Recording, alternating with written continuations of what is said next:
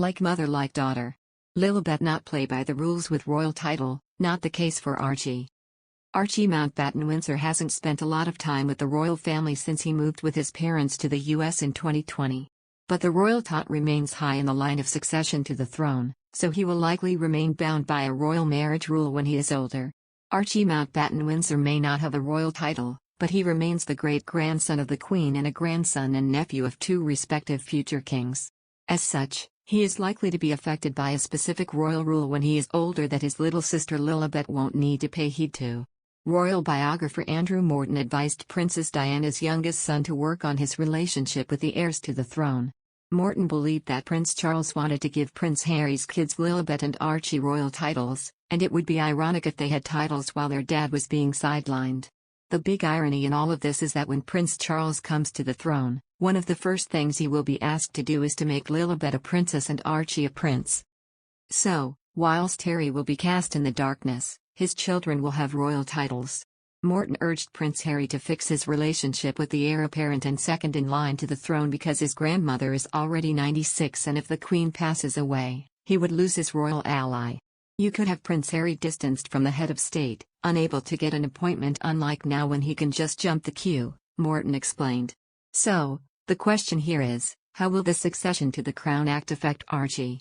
The Succession to the Crown Act, 2013, was implemented to replace the system of male preference primogeniture in the British monarchy, but it also included stipulations on royal marriages.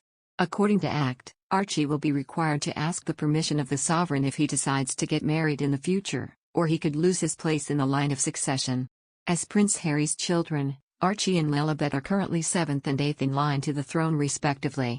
But when Prince Charles is king, the next 6 people in the line of succession, as it currently stands, will be Prince William, Prince George, Princess Charlotte, Prince Louis, Prince Harry, and Archie. As 7th in line to the throne, Lilibet will be free to marry whomever she likes without obtaining her grandfather Charles or Uncle William's permission beforehand. Rules regarding royal marriages have been in place for centuries, with the Royal Marriages Act of 1772 enabling royal marriages to be decreed void if they were seen to negatively affect the royal house. When Prince Charles is king, Archie and his sister Lilibet will both be grandchildren of the monarch through the male line.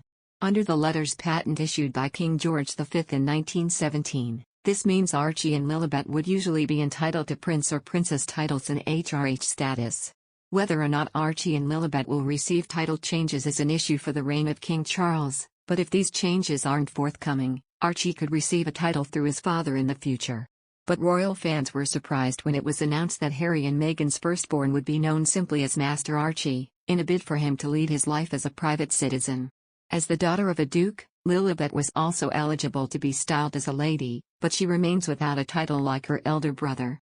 Royal expert Victoria Murphy explained, as the daughter of a duke, Lily could use lady before her name just as Archie would have been entitled to use the courtesy title Earl of Dumbarton. However, Harry and Meghan have chosen not to use these styles for either of their children when they announced their names to the world. When they did this for Archie, it was widely interpreted that they wanted him to have a normal life and were shunning the formalities a title can bring.